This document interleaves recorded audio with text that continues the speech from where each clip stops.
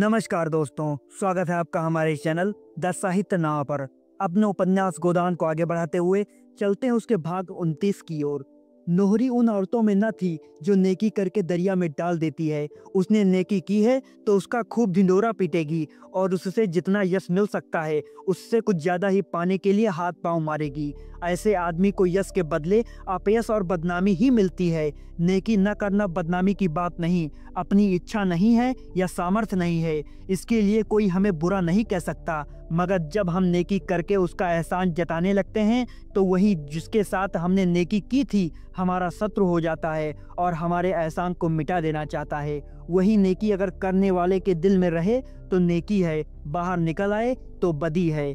नोहरी चारों ओर कहती फिरती थी, बेचारा होरी बड़ी मुसीबत में था। बेटी की ब्याह के लिए जमीन रेहन रख रहा था। मैंने उसकी यह दशा देखी तो मुझे दया आई। धनिया से तो जी जलता था, वह राण तो मारे घमंड के धरती पर पांव ही नहीं रखती। बेचारा होरी चिंता से घुला जाता था।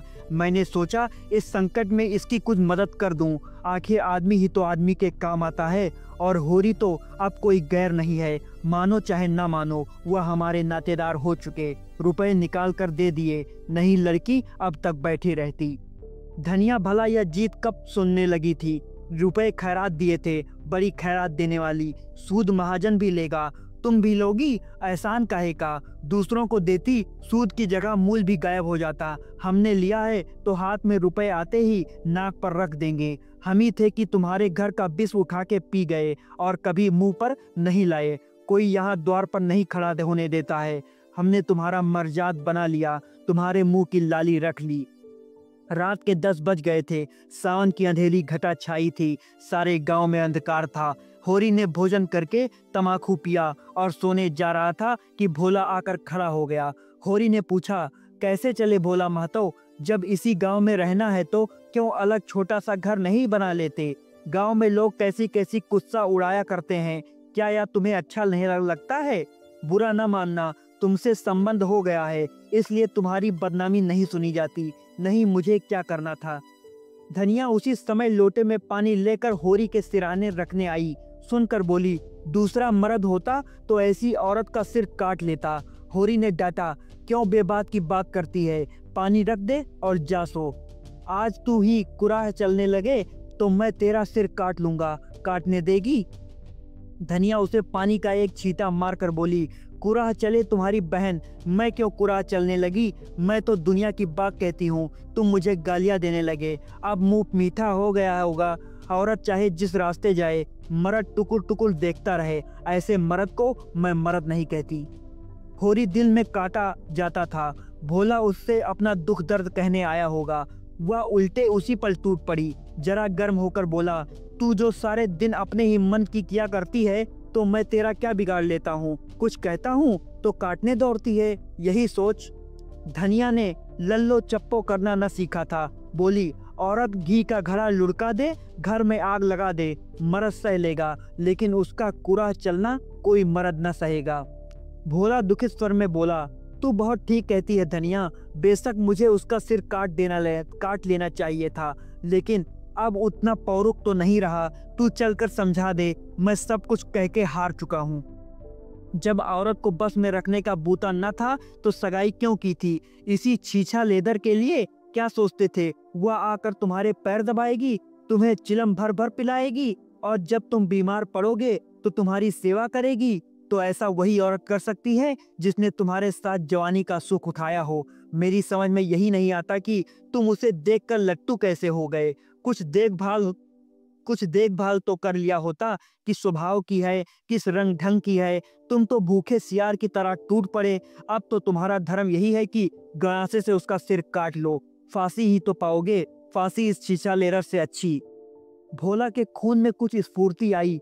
बोला, तो तुम्हारी यही सलाह है? धनिया बोली, हाँ मेरी यही सलाह है। अब 150 बरस तो जियोगे नहीं, समझ लेना, इतनी ही उम्र थी। होरी ने अब की जोर से फटकारा, चुप रहे। बड़ी आई वहां से संतवती बनके। जबरदस्ती चिड़िया तक तो पिंजरे में रहती नहीं, आदमी क्या रहेगा? तुम उसे छोड़ दो भोला और समझ लो मर गई। और जाकर अपने बाल बच्चों में आराम से रहो। 2 रोटी खाओ और राम का नाम लो। जवानी के सुख अब गए, अब औरत चंचल है, बदनामी और जलन के सिवा तुम उससे कोई सुख न पाओगे।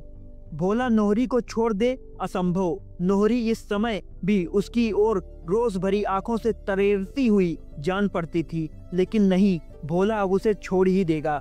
जैसा कर रही है उसका फल भोगे।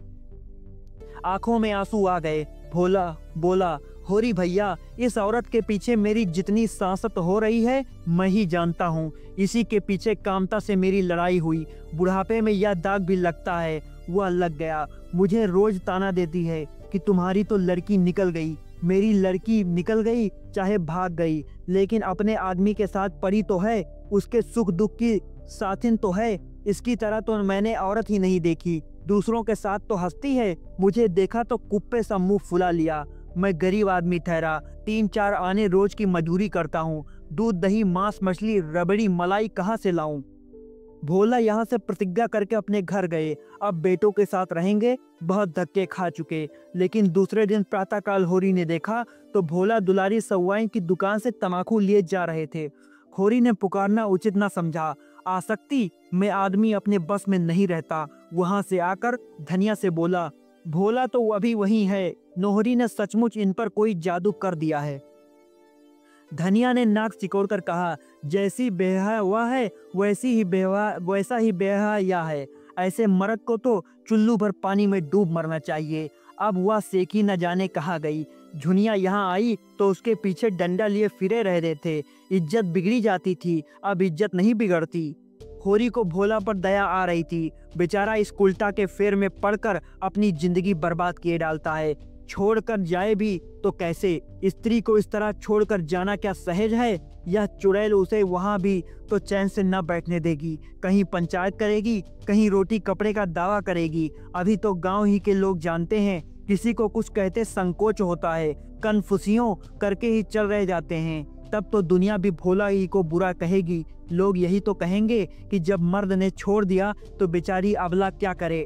मर्द बुरा हो तो औरत की गर्दन काट लेगा, औरत बुरी हो तो मर्द के मुंह में कालिक लगा देगी। इसके 2 महीने बाद एक दिन गांव में यह खबर फैली कि नोहरी ने मारे जूतों के भोला की चांद गंजी कर दी। वर्षा समाप्त हो गई थी और रबी बोने की तैयारियां हो रही थीं। होरी की ऊख तो नीलाम हो गई थी। ऊख के बीज के लिए उसे रुपए न मिले और ऊख न बोई गई। उधर दाहिना बैल भी बैठाऊ हो गया था और एक नए बैल के बिना काम न चल सकता था। पुनिया का एक बैल नाले में गिरकर मर गया था। तब से और भी अचकन पड़ गई थी। एक दिन पुनिया के खेत में हल जाता, एक दिन होरी के खेत में। खेतों की जुताई जैसी होनी चाहिए वैसे न हो पाती थी। होरी हल लेकर खेत में गया, मगर भोला की चिंता बनी हुई थी। उसने अपने जीवन में कभी यह न सुना था कि किसी स्त्री ने अपने पति को जूते से मारा हो। जूतों से क्या, थप्पड़ या घूंसे से मारने की भी कोई घटना उसे याद न थी। और आज नोहरी ने भोला को जूतों से पीटा और सब लोग तमाशा देखते रहे। इस औरत से कैसे उस अभागे का गला छूटे। अब तो भोला को कहीं डूब ही मरना चाहिए। जब जिंदगी में बदनामी और दुर्दशा के सिवा और कुछ ना हो तो आदमी का मर जाना ही अच्छा है। कौन भोला के नाम से को रोने वाला बैठा है? बेटे चाहे क्रियाकर्म कर दें, लेकिन लोक लाज के बस आंसू किसी की आंख में न आएगा। तिरस्ना के बस में पड़कर आदमी इस तरह अपनी जिंदगी चौपट करता है। जब कोई रोने वाला ही नहीं तो फिर जिंदगी का क्या मोह और मरने से क्या डरना। एक या हो नोहरी है और एक या चमारी सिलिया। देखने सुनने में उससे लाख दर्जे अच्छी। चाहे 2 को खिलाकर खाए, राव राधिका बनी भूमे, लेकिन मजूरी करती है, भूखों मरती है और मतई के नाम पर बैठी है। और वह निर्दयी बात भी नहीं पूछता। कौन जाने, धनिया मर गई होती तो आज होरी की भी यही दशा होती। उसकी मौत की कल्पना ही से होरी को रोमांच हो उठा। धनिया की मूर्ति मानसिक नेत्रों के सामने आकर खड़ी हो गई। सेवा और त्याग की देवी, जवान की तेज और पर मोम जैसा हृदय, पैसे पैसे के पीछे प्राण देने वाली, पर मर्यादा रक्षा के लिए अपना सर्वस्व होम कर देने को तैयार। जवानी में वह कम रूपवती न थी। नोहरी उसके सामने क्या थे? चलती थी तो रानी सी लगती थी, जो देखता था देखता ही रह जाता था। यही पाटेश्वरी और झिंगरी तब जवान थे। दोनों धनिया को देखकर छाती पर हाथ रख देते थे, द्वार के 100 चक्कर लगाते थे। होरी उनकी ताक में रहता था, मगर छेड़ने का कोई बहाना न पाता था। उन दिनों घर में खाने पीने की बड़ी तंगी थी। पाला पड़ गया था और खेतों में भूसा तक न हुआ था। लोग छड़बेरियों खा खा कर दिन काटते थे। होरी को कहत के कैंप में काम करने जाना पड़ता था। 6 पैसे रोज मिलते थे। धनिया घर में अकेली ही रहती थी। कभी किसी ने उसे किसी छैला की ओर ताकते नहीं देखा। पटेश्वरी ने एक बार कुछ छेड़छाड़ की थी, उसका ऐसा मुंह तोड़ जवाब दिया कि अब तक नहीं भूले। सहसा उसने माता दीन को अपनी ओर आते देखा। कसाई कहीं का, कैसा तिलक लगाए है, मानो भगवान का असली भगत है। रंगा हुआ सियार, ऐसे बाभन को पालागन कौन करे। माता दीन ने समीप आकर कहा, तुम्हारा दाहिना तो बूढ़ा हो गया होरी, अब की सिंचाई में न ठहरेगा। कोई 5 साल हुए होंगे इसे लाए। होरी ने दाएं बैल की पीठ पर हाथ रखकर कहा, कैसा 5वां या 8वां चल रहा है भाई। जी तो चाहता है इसे पेंशन दे दूं, लेकिन किसान और किसान के बैल, इनको जमराज ही पेंशन दे तो मिले। इसकी गर्दन पर जुआ रखते मेरा मन कचोटता है। बेचारा सोचता होगा अब भी छुट्टी नहीं, अब क्या मेरा हार जीतेगा। लेकिन अपना कोई काबू नहीं। तुम कैसे चले, अब तो जी अच्छा है। माता दीन इधर 1 महीने से मलेरिया ज्वर में पड़ा हो रहा था। एक दिन तो उसकी नाड़ी छूट गई थी, चारपाई से नीचे उतार दिया गया था। तब से उसके मन में यह प्रेरणा हुई थी कि सिलिया के साथ अत्याचार करने का उसे यह दंड मिला है। जब उसने सिलिया को घर से निकाला तब वह गर्भवती थी। उसे तनिक भी दया न आई। पूरा गर्भ लेकर भी वह मजूरी करती रही। अगर धनिया ने उस पर दया न की होती तो मर गई होती। कैसी कैसी मुसीबतें झेल जी रही है। मजूरी भी तो इस दशा में नहीं कर सकती। अब लज्जित और द्रवित होकर वह सिलिया को होरी के हंसते 2 रुपए देने आया। अगर होरी उसे वह रुपए दे दे तो वह उसका बहुत उपकार मानेगा। होरी ने कहा, तुम ही जाकर क्यों नहीं दे देते। माता दीन ने दीन भाव से कहा, मुझे उसके पास मत भेजो होरी मातो, कौन सा मुंह लेकर जाऊं। डर भी लग रहा है कि मुझे देखकर कहीं फटकार न सुनाने लगे। तुम मुझ पर इतनी दया करो, अभी मुझसे चला नहीं जाता। लेकिन इसी रुपए के लिए एक जजमान के पास कोस भर दौड़ा गया था। अपनी करनी का फल बहुत भोग चुका। इस बबनई का बोझ अब नहीं उठाया जाता। लुक छिप कर चाहे जितना कुकर्म करो, कोई नहीं बोलता। प्रत्यक्ष कुछ नहीं कर सकते, नहीं कुल में कलंक लग जाएगा। तुम उसे समझा देना दादा कि मेरा अपराध क्षमा कर दे। यह धर्म का बंधन बड़ा कड़ा होता है। जिस समाज में जन्मे और पले, उसकी मर्यादा का पालन तो करना ही पड़ता है। और किसी जाति का धर्म बिगड़ जाए उसे कोई विशेष हानि नहीं होती। बाभन का धर्म बिगड़ जाए तो वह कहीं न का नहीं रहता। उसका धर्म ही उसके पूर्वजों की कमाई है, उसी की वह रोटी खाता है। इस परासचित के पीछे हमारे 300 बिगड़ गए। तो जब बेधर्म होकर ही रहना है तो फिर जो कुछ करना है प्रत्यक्ष करूंगा। समाज के नाते आदमी का अगर कुछ धर्म है तो मनुष्य के नाते भी तो उसका कुछ धर्म है। समाज धर्म पालने से समाज आदर करता है, मगर मनुष्य धर्म पालने से तो ईश्वर प्रसन्न होता है। संध्या समय जब होरी ने सिलिया को डरते डरते रुपए दिए तो वह जैसे अपनी तपस्या का वरदान पा गई। दुख का भार तो वह अकेली उठा सकती थी, सुख का भार तो अकेले नहीं उठता। किसे यह खुशखबरी सुनाए। धनिया से वो अपने दिल की बातें नहीं कह सकती। गांव में और कोई प्राणी नहीं जिससे उसकी घनिष्ठता हो। उसके पेट में चूहे दौड़ रहे थे। सोना ही उसकी सहेली थी। सिलिया उससे मिलने के लिए आतुर हो गई। रात भर कैसे सब्र करे। मन में एक आंधी सी उठ रही थी। अब वह अनाथ नहीं है। माता दीन ने उसकी बाह फिर पकड़ ली। जीवन पथ में उसके सामने जब अंधेरी विकराल मुख वाली खाई नहीं है, लहराता हुआ हरा भरा मैदान है जिसमें झरने गा रहे हैं और हिरन कुलेले कर रहे हैं। उसका रूठा हुआ स्नेह आज उन्मत्त हो गया है।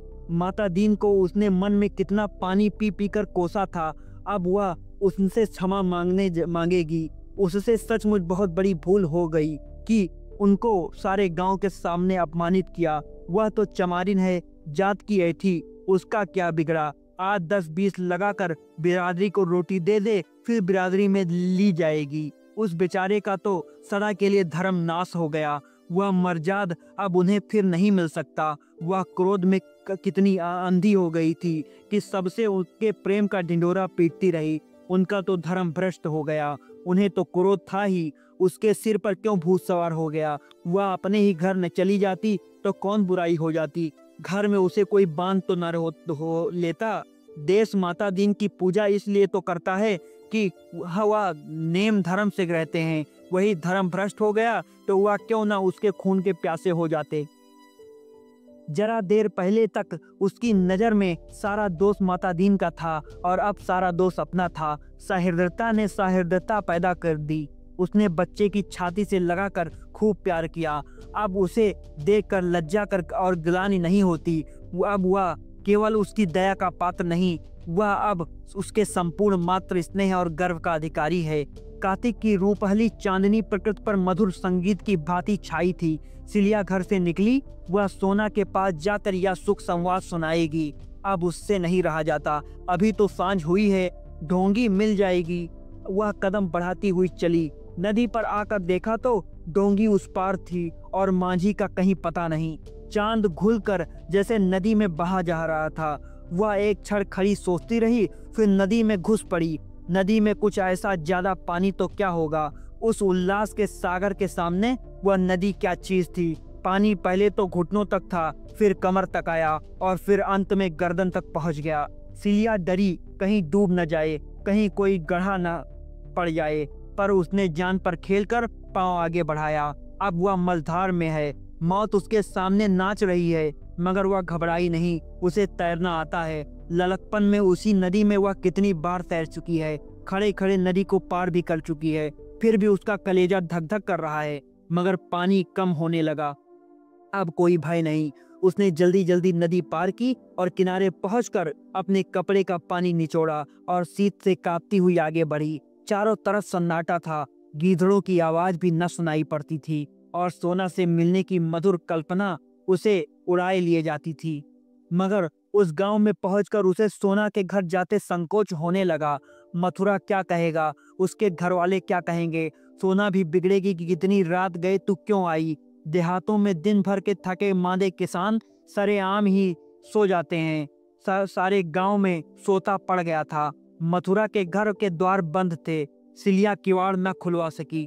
लोग उसे इस भेष में देखकर क्या कहेंगे। वहीं द्वार पर अलाव में कहीं आग चमक रही थी। सिलिया अपने कपड़े सेकने लगी। सहसा किवाड़ खुला और मथुरा ने बाहर निकलकर पुकारा, अरे कौन बैठा है अलाव के पास। सिलिया ने जल्दी से अंचल सिर पर खींच लिया और समीप आकर बोली, मैं हूँ सिलिया। सिलिया, इतनी रात गए कैसे आई। वहाँ तो सब कुशल है। हाँ, सब कुशल है। जी घबरा रहा था, सोचा चलूं सबसे भेंट करती आऊं। दिन को तो छुट्टी ही नहीं मिलती, तो क्या नदी दहा कर आई है। और कैसे आती, पानी कम था। मथुरा उसे अंदर ले गया। बरोठे में अंधेरा था। उसने सिलिया का हाथ पकड़कर अपनी ओर खींचा। सिलिया ने झटके से हाथ छुड़ा लिया और रोब से बोली, देखो मथुरा, छेड़ोगे तो मैं सोना से कह दूंगी तुम मेरे छोटे बहनोई हो, या समझ लो। मालूम होता है सोना से मन नहीं पटता। मथुरा ने उसकी कमर पे हाथ डालकर कहा, तुम बहुत निठुर हो सिल्लो। इस बखत कौन देखता है। क्या मैं सोना से सुंदर हूँ। अपने भाग नहीं बखानने की ऐसी इंदर की परी पा गए।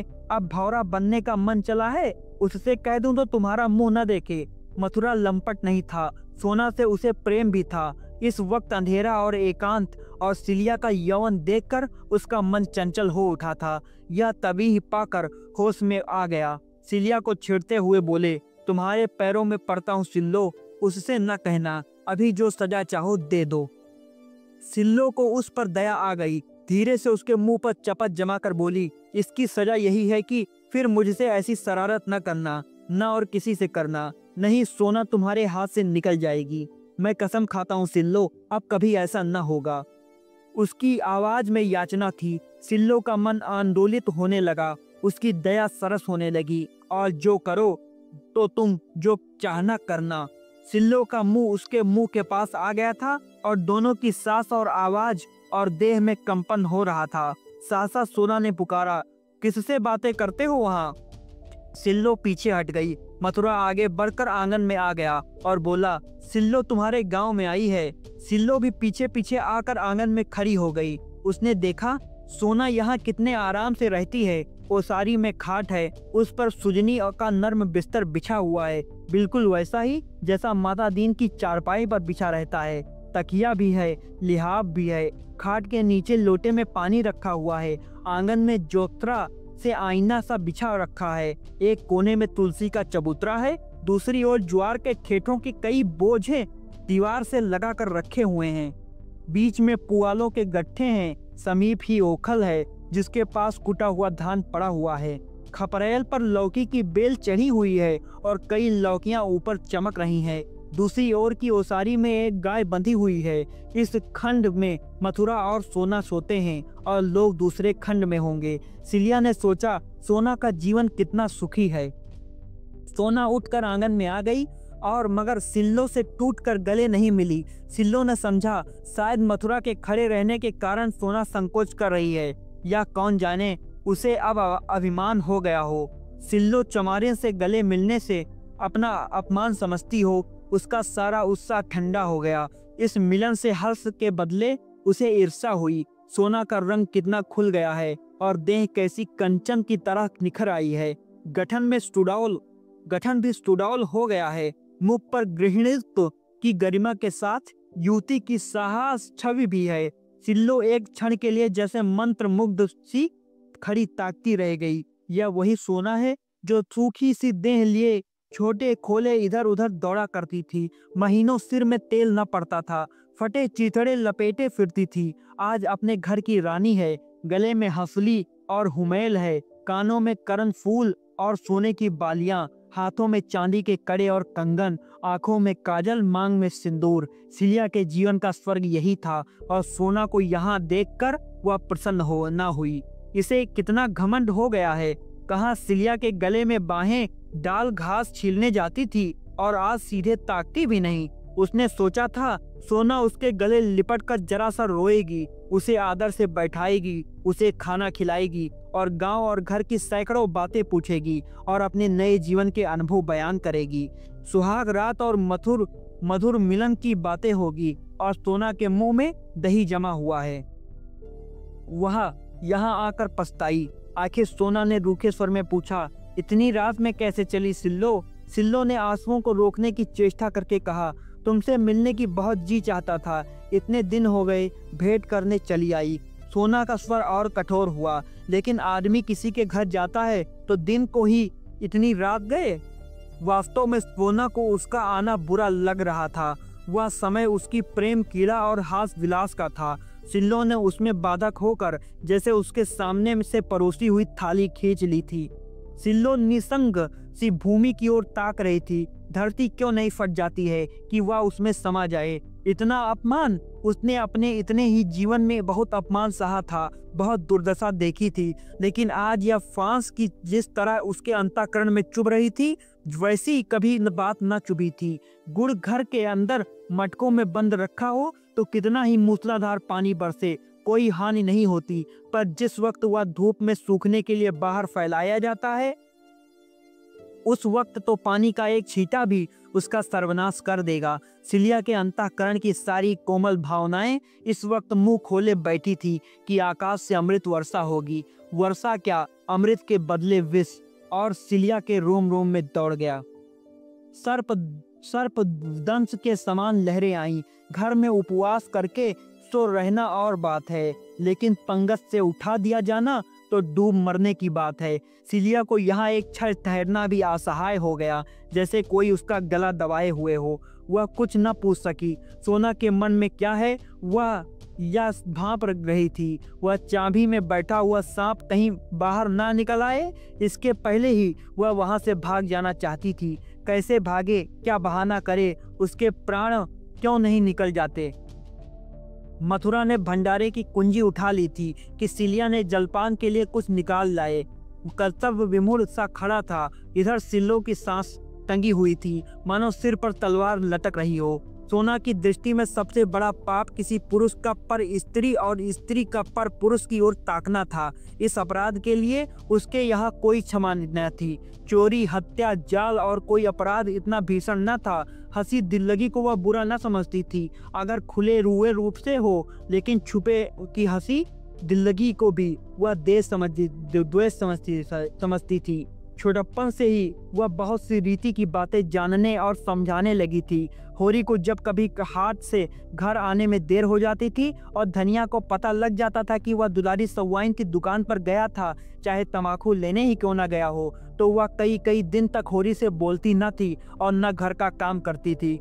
एक बार इसी बात पर वह अपने नैहर भाग गई थी। यह भावना सोना में और तीव्र हो गई थी। जब तक उसका विवाह न हुआ था यह भावना उतनी बलवान न थी, पर विवाह हो जाने के बाद तो उसने व्रत का रूप धारण कर लिया था। ऐसी स्त्री पुरुषों की अगर खाल भी खींच ली जाती तो उसे दया न आती। प्रेम के लिए दाम्पत्य के बाहर उसकी दृष्टि में कोई स्थान न था। स्त्री पुरुष का एक दूसरे के साथ जो कर्तव्य है, इसी को वह प्रेम समझती थी। फिर सिल्लो से उसका बहन का नाता था। सिल्लो को वह प्यार करती थी, उस पर विश्वास करती थी। वही सिल्लो आज उससे विश्वासघात कर रही है। मथुरा और सिल्लो में अवश्य ही पहले से साठ गांठ होगी। मथुरा उससे नदी के किनारे खेतों में मिलता होगा और आज वह इतनी रात गए नदी पार करके इसीलिए आई है। अगर उसने इन दिनों की बातें न सुन ली होती तो उसे खबर तक न होती। मथुरा ने प्रेम मिलन के लिए यही अवसर सबसे अच्छा समझा होगा। घर में सन्नाटा जो है, उसका हृदय सब कुछ जानने के लिए विकल हो रहा था। वह सारा रहस्य जान लेना चाहती थी, जिससे अपनी रक्षा के लिए कोई विधान सोच सके। और यह मथुरा यहाँ क्यों खड़ा है? क्या वह इसे कुछ बोलने भी न देगा? उसने रोष में कहा, तुम बाहर क्यों नहीं जाते या यहीं पहरा देते रहोगे? मथुरा बिना कुछ कहे बाहर चला गया। उसके प्राण सूखे जाते थे कि कहीं सिल्लो सब कुछ न कह डाले, और सिल्लो के प्राण सूखे जाते थे कि अब वह लटकती हुई तलवार सिर पर गिरा चाहती थी। तब सोना ने बड़े गंभीर स्वर में सिल्लो से पूछा, देख सिल्लो, मुझसे साफ मत बता दो, मुझसे साफ साफ बता दो, नहीं मैं तुम्हारे सामने यही अपने गर्दन पर गड़ासा मार लूंगी, फिर तुम मेरी सौत बनकर राज करना। देखो गड़ासा वह सामने पड़ा है, एक म्यान में दो तलवारें नहीं रह सकती। उसने लपक कर सामने आंगन में से गड़ासा उठा लिया और उसे हाथ में ले लिए। फिर बोली, यह मत समझना कि मैं खाली धमकी दे रही हूँ। क्रोध में मैं क्या कर बैठूं नहीं कह सकती, साफ साफ बता दो। सिलिया कांप उठी, एक एक शब्द उसके मुंह से निकल पड़े मानो ग्रामोफोन में भरी हुई आवाज हो। वह एक शब्द भी न छिपा सकी। सोना के चेहरे पर भीषण संकल्प खेल रहा था, मानो खून सवार हो।